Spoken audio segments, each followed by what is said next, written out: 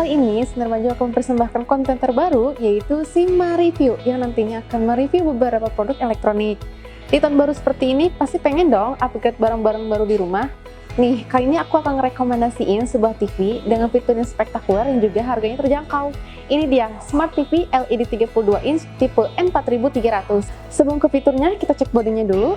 Pada tipe ini, Samsung menerapkan single button yang terletak di bawah kanan TV LED ini. Cara penggunaannya itu hanya ditekan selama 3 detik, maka akan muncul tampilan berupa pengatur power, pengatur volume, pengatur channel, dan juga sumber.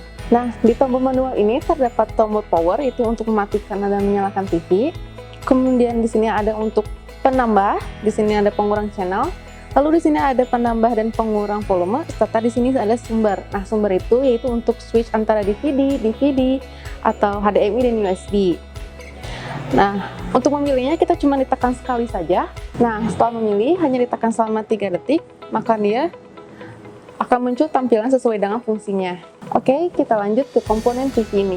Untuk komponen TV ini terdapat 2 slot untuk HDMI, 1 slot untuk USB, lalu di bawah ini adalah kabel antena, di sini kabel RCA, kabel LAN, digital audio output, dan juga power DC. Nah, fungsi dari HDMI ini yaitu untuk sambungan ke PC ataupun game konsol. Walaupun dia memiliki 2 slot, tetapi dia nggak bisa menampilkan 2 fungsi karena TV ini hanya bisa menampilkan 1 layar.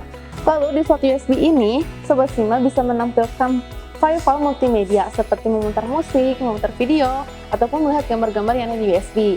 Di slot ini juga Sobat Sima bisa menyambungkan home theater, kabel TV, mouse, ataupun keyboard wireless.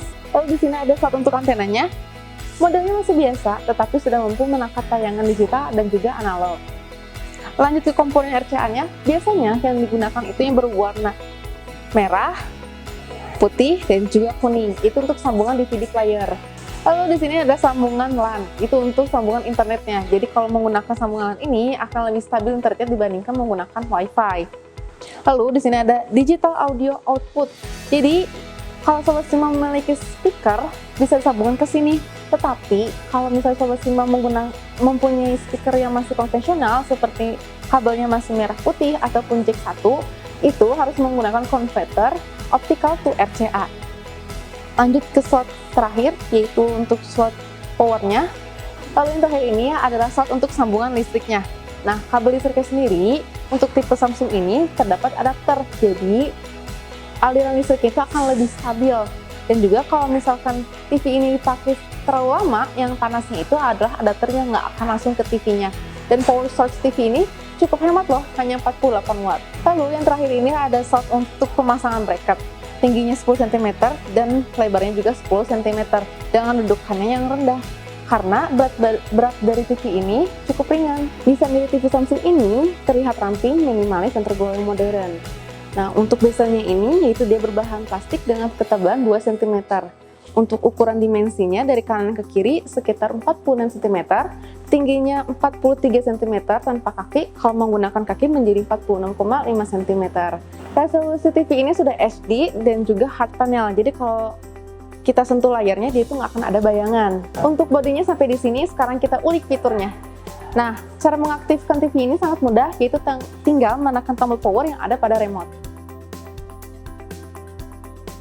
Ini adalah tampilan awal ketika TV dinyalakan.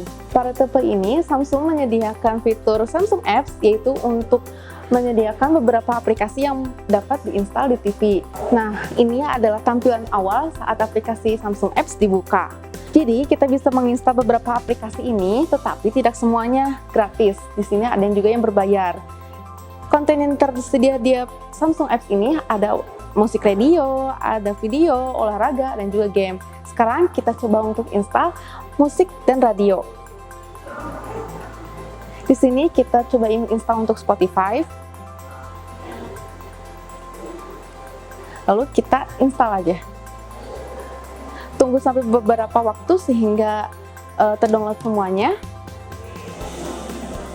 Lalu kita tekan buka. Nah, ini aplikasi Spotify yang sudah terinstall. Cara penggunaannya pun seperti biasa, kita bisa masuk ataupun menggunakan akun daftar gratis. Oke, sekarang kita skip untuk daftarnya. Selain kita harus mendownload aplikasi, kita juga sudah mempunyai aplikasi yang terinstall dari bawaan TV-nya, seperti Netflix, YouTube, Prime Video, Google Play, lalu galeri. Nah, galeri ini itu untuk membuka foto-foto yang ada dalam USB. Lalu di sini ada internet. Internet itu untuk browser ke Google. Lalu di sini ada Apple TV, video, dan juga Facebook Watch.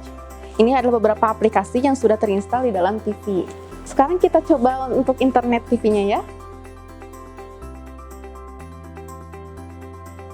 Ini adalah tampilan awal saat aplikasi internet TV dibuka. Di sini terdapat history browser yang memudahkan Sobat Simak untuk memilih. Nah, di bar ini yaitu untuk pencariannya.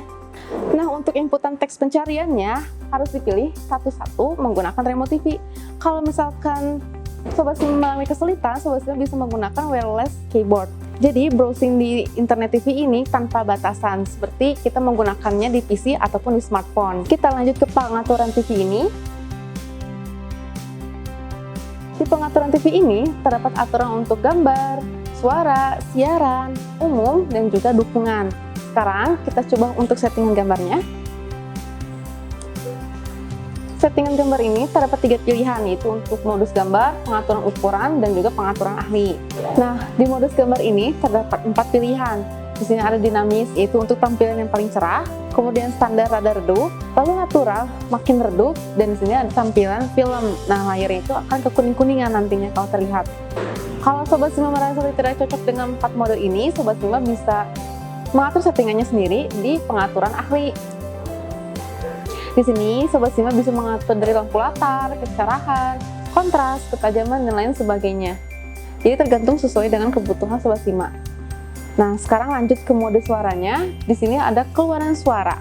Nah, menu ini yaitu untuk mengeluarkan suara dari speaker TV ataupun melalui audio optik.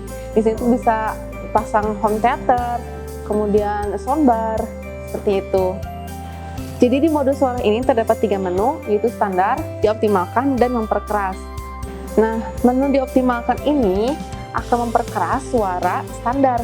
Misalkan volumenya 14, maka akan menjadi 20 bila memilih dioptimalkan, dan memperkeras akan lebih lagi memperkeras suara yang dikeluarkan. Lalu kita lanjut ke siaran. Di sini itu untuk settingan penambah channel. Kita tinggal pilih penyetel otomatis, maka di situ akan mencari saluran digital dan juga analog.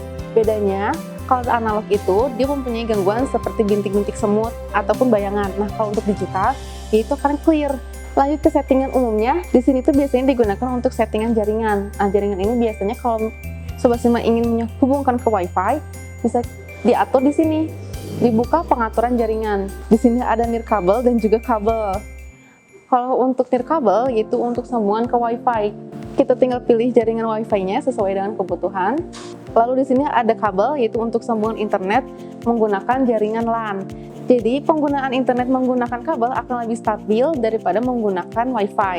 Jadi ini adalah settingan yang biasanya digunakan oleh kebanyakan orang.